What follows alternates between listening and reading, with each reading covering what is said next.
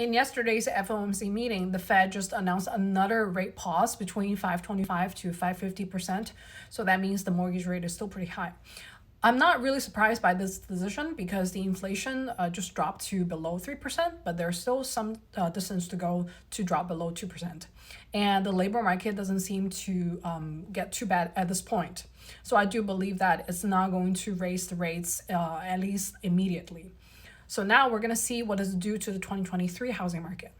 So in this map, if you're seeing the red colors, that means some of these states and also counties are experiencing a small crash or correction.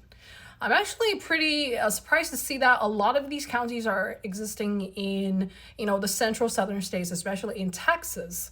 This is one of the areas that are very overvalued during the pandemic scenario. And then we're also seeing a lot of these neighboring states such as Louisiana, Missouri, and also Oklahoma. So these states are definitely experiencing a lot of corrections, and it's going to be pretty bad, I would say, in the future months and also a year or two. And we're also seeing North and South Dakota.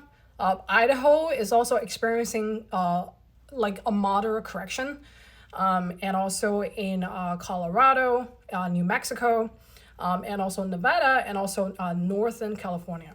So these states definitely have some kind of migration into, but the correction is also very significant. And on the eastern coast, it's not that bad, to be quite honest. And I'm a little bit surprised, but also happy at the same time. For example, in Florida, we're seeing that these colors are pretty moderate. So that means that the real migration really represent the market demand. And some parts of North and South Carolina are also experiencing some kind of correction as well. I like this map a lot because it tells you what does the housing market look like when the Fed funds rate is at its peak for several months. So that means some of these areas with the blue color, it means that there's still kind of growth. And for the other areas that are experiencing decline or a small crash, that means that there's not really enough market demand there. And also, these areas are probably going to experience a bad credit crunch.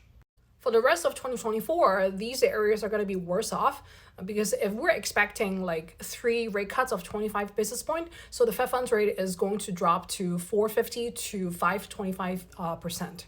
And so that means the mortgage rate is still going to be very high. And these areas are not having enough market demand, so their corrections are probably going to be worse off.